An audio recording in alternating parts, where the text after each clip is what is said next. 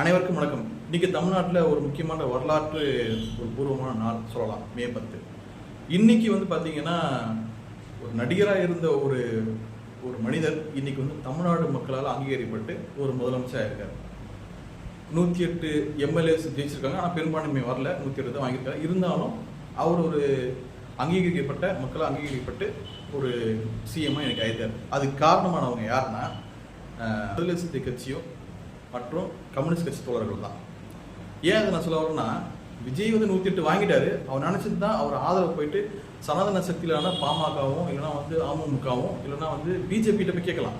ஆனால் அவர் என்ன பண்ணுறாருன்னா, சனாதன சக்திக்கு நேர் ஆப்போசிட்டாக இருக்கக்கூடிய ஜனநாயக சக்தியான கம்யூனிஸ்ட் கட்சிகளுக்கும் விடுதலை சிறுத்தை கட்சிக்கு தான் அவர் போய் ஆதரவு கேட்டார் இல்லைங்களா. திருமாவளவன் என்ன சொல்றாருன்னா, கம்யூனிஸ்ட் கட்சி தோழர்களும் விடுதலை சிறுத்தை நாங்கள் எப்பவுமே ஒரு அணி, நாங்கள் மக்களுக்காக எல்லா இடத்துலையும் போராடிட்டு இருக்கோம். ஸோ இந்த விஷயத்துக்கும் நாங்கள் கம்யூனிஸ்ட் கட்சி என்ன முடிவு எடுக்கிறாங்களோ அதை பொறுத்து நாங்களும் முடிவெடுத்து அதுக்கான விஷயத்த நாங்கள் சொல்லுவோம், ஆதரவு கொடுக்கலாமா வேணாமான்ட்டு.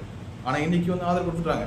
ஆனால் விஜய் ரசிகர்கள் சிலர் நல்லவங்க இருக்காங்க, அது உண்மை. அதை நான் கண்டிப்பாக ஒத்துக்கணும், எல்லாருமே ஒத்துக்கணும். ஆனால் அதே மாதிரி வன்மம் உள்ள சில கீழ்த்தரமான ஒரு ஒரு என்ன சொல்றோம்னா ஒரு மென்டல் சொல்லலாம், அந்த மாதிரி சில விஜய் ரசிகர்கள் இருக்காங்க. அவங்களாம் என்ன பண்ணுறாங்கன்னா, கம்யூனிஸ்ட் கட்சி தோழருக்கு ஆதரவு கொடுக்க உனக்கு என்ன, நீ 2 சீட்டு தான் வச்சிருக்க, விடுதலை சிறுத்தை கட்சி 2 சீட்டு தான் வச்சிருக்க, ஆதரவு கொடுத்துட்டு போ அப்படின்ட்டு வன்மம் வாரியர்ஸ் என்ன பண்ணுறாங்கன்னா, கம்யூனிஸ்ட் கட்சி தோழர்களையும் விடுதலை சிறுத்தை கட்சியையும் கடுமையாக தாக்குனா சோசியல் மீடியா உங்களுக்கு தெரியும். ஆனால் இன்னைக்கு அந்த வன்மம் உள்ள வாரியர்ஸ் என்ன சொன்னாங்கன்னா, ஒரு மேட்ரு உன்னப்பா அமைச்சர் பதவி தான் வேணும், வாங்கிட்டு போ அண்ணன் சொல்கிறான்னு வாங்கிட்டு பண்ணாங்க.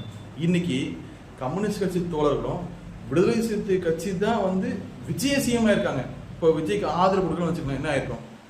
ஒன்றே இருக்காது. ஒன்று எலெக்ஷன், திருப்பி எலெக்ஷன் வந்திருக்கும். அப்படிக்கு முன்னாடி 6 மாதத்துக்குள்ள கவர்மெண்ட் அதாவது ஜனாதிபதி ஆட்சி கொண்டு இங்கே சனாதன சக்திகளுக்கு என்னென்ன சப்போர்ட்லாம் பண்ணணுமோ அது எல்லா சப்போர்ட்டும் நடந்திருக்கும். நடந்து முடிஞ்ச பிறகு இன்னொரு எலெக்ஷன் விஜய் ஜெயிச்சா என்ன, ஜெயிக்கலன்னா என்ன.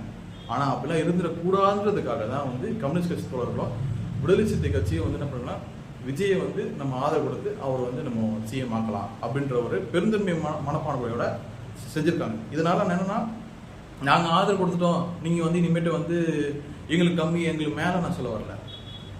நீங்கள் இப்போ ஒரு அரசியல்வாதியாக மாறிட்டீங்க எல்லாருமே. அதனால நீங்கள் என்ன பண்ணுங்கன்னா, இதுக்கப்புறமாச்சு நீங்கள் அரசியல் அறிவை வளர்த்துக்கோங்க. கம்யூனிஸ்ட் கட்சி தோழர்கள் அவங்களோட புத்தகங்களை படிங்க, அவங்க பேசுகிற பேச்சுகளை கேளுங்க. ஏன் திருமாவளவன் அவர் பேசுறது பார்த்தீங்கன்னா, அனைத்து விதமான விஷயங்களும் எப்படி பேசணும், எப்படி அதை செயல்முறைப்படுத்துறது எத்தனையோ வீடியோவில் பல வீடியோவில் பழைய வீடியோலாம் பேசியிருக்காரு. அதெல்லாம் நீங்கள் எடுத்து பார்த்து உங்களை அரசியல் ஞானத்தை வளர்த்துக்கணுன்றதை கேட்டுக்கிட்டு என்னோட நன்றி, வணக்கம்.